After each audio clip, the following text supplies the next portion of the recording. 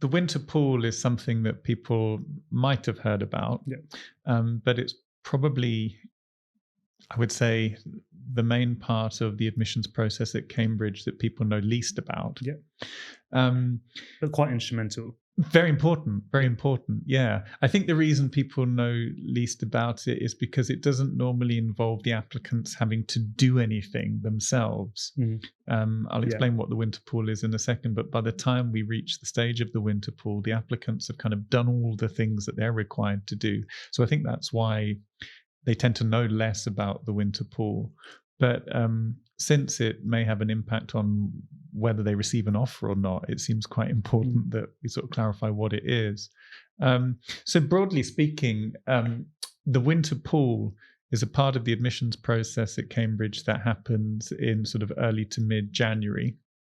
So it happens after all the other parts of the process have taken place. So after all the admissions assessments have been taken, written work's been submitted, after the interviews have happened. So it happens after all of those things. It's really the last stage of the process. And in essence, it's our redistribution mechanism.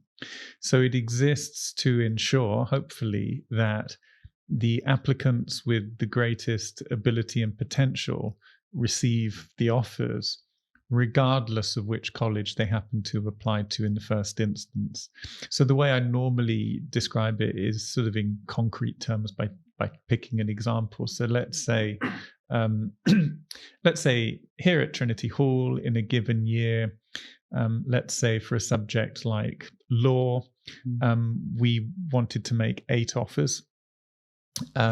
And there are always constraints on how many offers we can make. We only have a limited number of bedrooms in the college, so we couldn't make 50 offers for law even if we wanted to, because the students will have nowhere to stay, right? So there are always constraints, logistical constraints.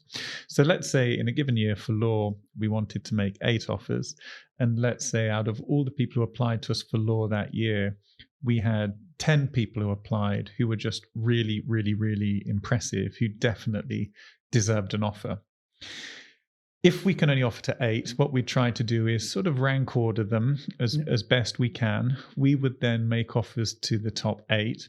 The other 2, the ones to whom we couldn't make offers ourselves, we would place in the winter pool, which means that we would make all their paperwork, all the details of their application available to our colleagues at all the other colleges. And we would strongly encourage one of those colleges or 2 of those colleges to make offers to the people that we couldn't make offers to ourselves. So that's what I mean by redistribution.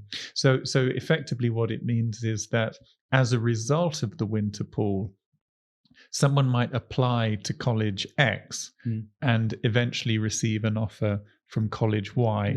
And that will have happened because of the winter pool.